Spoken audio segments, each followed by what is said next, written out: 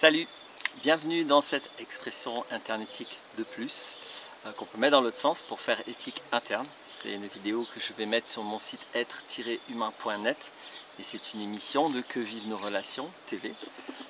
Pour thème aujourd'hui, simplement un recadrage ou plutôt une conscience mise sur le sempiternel argument qui sert à justifier le système actuel en faisant ce qu'on appelle un sophisme par association avec la sélection naturelle de Darwin. J'ai fait une vidéo récemment sur mon témoignage à propos de la propriété de la monnaie et donc inévitablement j'ai rencontré encore cet argument. Donc une fois pour toutes je vais faire la vidéo comme ça, quand j'aurai à l'avenir cet argument je pourrai juste mettre le lien sur la vidéo, ce sera plus simple. L'argument étant que notre système, aussi manipulateur, aussi destructif et aussi autodestructeur soit-il, serait quelque chose qui va dans le sens de la loi de la jungle, la loi de la sélection naturelle, et c'est supposé être un argument pertinent. Et donc cet argument intègre en fait une triple association par sophisme. C'est-à-dire qu'on essaie d'associer quelque chose à un truc cool pour valoriser la chose. Mais il n'y a pas d'argument vis-à-vis de la chose. J'ai fait une vidéo sur cette manipulation qui est la rhétorique par association ou un sophisme par association. Donc vous pouvez aller voir les détails. Mais là je vais décrire les trois sophismes qui sont contenus dans cet argument supposé soutenir le système basé sur la propriété et la monnaie. Donc première chose, il y a alors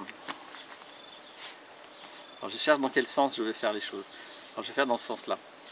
C'est-à-dire que la première référence, on va dire, c'est la loi du plus fort, la loi de la jungle, supposée être une loi naturelle. Bon déjà,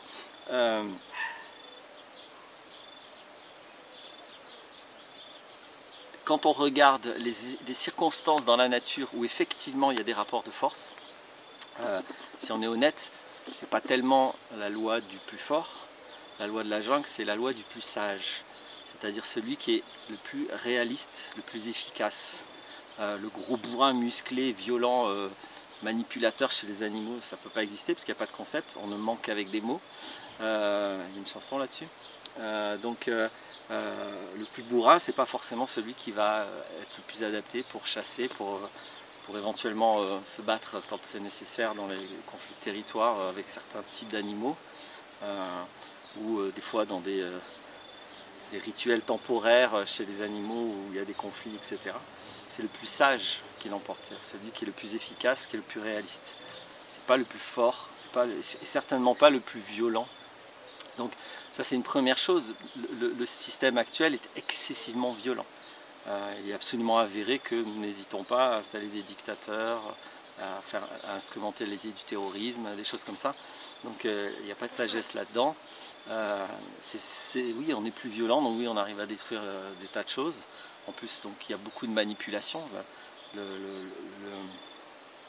L'Occident a réussi à gagner de plus en plus de terres, systématiquement en faisant des contrats qu'elle n'a pas respectés, qu'elle n'avait pas l'intention de respecter, entre autres manipulations. Donc déjà, c'est pas très honnête intellectuellement parlant d'associer la loi de la jungle, quoi qu'on en pense, avec une loi du plus violent et du plus manipulateur. Ça n'a rien à voir. Si on essaie de vouloir copier certaines agressivités, certaines violences de la nature, mais justement, peut-être il ne faudrait pas confondre l'agressivité et la violence. Mais bon, c'est des mots. Si on veut essayer de les comparer, je demande à voir un gros bourrin musclé contre un grand sage d'art martial, voir qui serait le vainqueur même de ce rapport très très yang. Voilà. Donc pour moi la loi de la jungle c'est la loi du plus sage, c'est pas du tout la loi du plus fort. Ça c'est donc le premier sophisme qui cloche. Donc déjà cette association peut la casser, mais on peut aller plus loin parce que un autre pont qui est fait du coup, c'est que la loi de la jungle serait les sélections naturelles de Darwin. Or ça n'a absolument rien à voir. J'invite à s'intéresser. Souvent les gens qui citent Darwin, ils se sont pas intéressés du tout à ce qu'il racontait. C'est vrai que Darwin a régulièrement été instrumentalisé par les idéologues, les nazis en premier lieu, qui ont utilisé ces théories pour décréter qu'il y a des races supérieures à d'autres. Et puis donc effectivement toute la démarche capitaliste, qui d'ailleurs a fait copain pendant longtemps avec le nazisme, toute la démarche capitaliste, donc basée sur la propriété, et pas que les capitalistes en fait, disons tous les systèmes basés sur la propriété et la monnaie, régulièrement font copain avec Darwin par rhétorique. Or, la sélection naturelle, c'est pas la loi de la jungle, encore moins au sens de la loi du plus fort, c'est tout un système beaucoup plus complexe, beaucoup plus nuancé, et surtout il y a naturel dans la sélection naturelle. D'accord ? Donc quand par manipulation et par des bombes, etc., on arrive à favoriser certaines logiques, on est évidemment à l'encontre de cette sélection naturelle. On n'est pas du tout dans l'idée de laisser faire la nature, on est au contraire dans l'idée de s'approprier la nature et de la façonner à notre logique. Donc c'est absolument un renversement de valeurs que de prétendre s'associer à la sélection naturelle alors qu'on fait rigoureusement le contraire. Donc là, c'est vraiment puissant comme manipulation.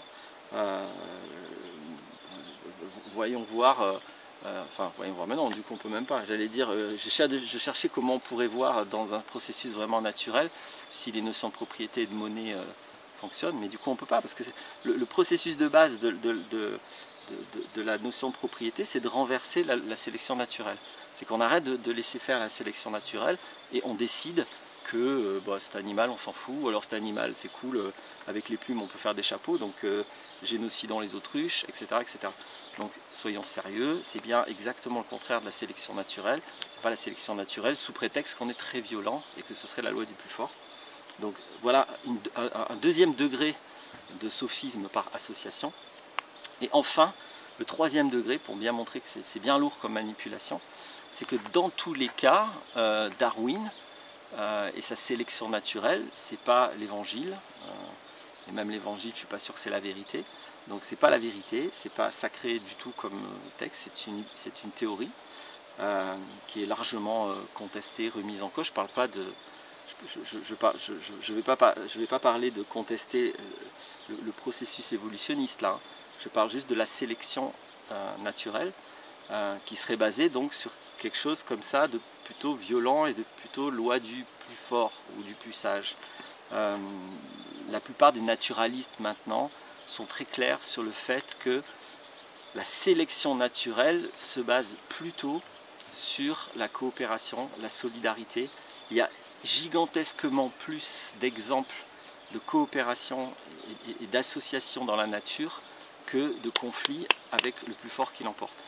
Donc oui, il y a aussi des conflits avec des rapports de domination, mais sans les associations, sans les solidarités, sans les coopérations, la sélection naturelle ne peut pas opérer. Nous en sommes un bon exemple. Alors moi je fais le malin là, en m'appelant Laurent Martinez, etc. Mais dans les faits, je ne suis pas un individu Laurent Martinez. Je suis constitué d'une équipe de milliards, je pense, hein, je ne sais même plus combien, j'avais regardé à un moment donné, là j'ai oublié les chiffres, d'entités, des bactéries, des virus, des tas de trucs, et sans ça je ne peux pas exister. Donc c'est qui Laurent Martinez? C'est l'Homo sapiens sapiens, ou c'est l'équipe de l'Homo sapiens avec par exemple toute ma flore et faune intestinale? C'est-à-dire que sans toutes les bactéries, je peux même pas survivre en mangeant un truc. Donc il faut être sérieux, sans cette coopération, il n'y a pas de sélection naturelle. Donc il y a des tas de scientifiques qui ont recadré l'approche de Darwin qui était un peu trop simpliste dans cette logique. Mais Darwin lui-même, je pense qu'il était assez ouvert, il n'a pas forcément... c'était un vrai scientifique, donc il n'a jamais posé des conclusions. Il a essayé d'avancer avec ce qu'il avait expérimenté et ce qu'il avait perçu. Et donc ça c'est important de se souvenir que la sélection naturelle et l'évolution n'est pas du tout basée sur la guerre, mais elle est basée principalement sur la coopération, sur l'association. C'est ça qui fait que la vie se développe.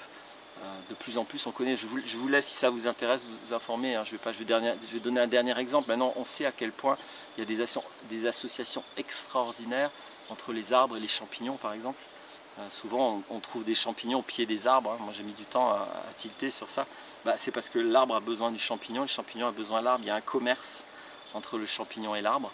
Et puis pas que ça, il y a aussi toutes les bactéries dans le sol qui font que, bref, c'est la coopération qui fait que la nature existe. Et principalement, justement, ce qui fait que le système actuel détruit notre environnement, c'est qu'on ne comprend rien à ces associations, on s'y intéresse même pas 2 secondes, et on détruit des tas de choses sans même avoir conscience de les détruire, parce qu'on brise des chaînes importantes dans le processus de la vie. Donc on ferait bien de se réoccuper de comment la vie fonctionne au lieu de prétendre que notre système fait partie de la sélection naturelle et que pour ça il serait cool et incontestable. Voilà ce triple sophisme par association que je voulais révéler une fois pour toutes. Maintenant c'est fait. N'hésitez pas à utiliser la vidéo si vous rencontrez des personnes qui tentent cet argumentaire là. Et moi en tout cas je vais m'en servir. Merci d'avoir écouté, à bientôt, au revoir.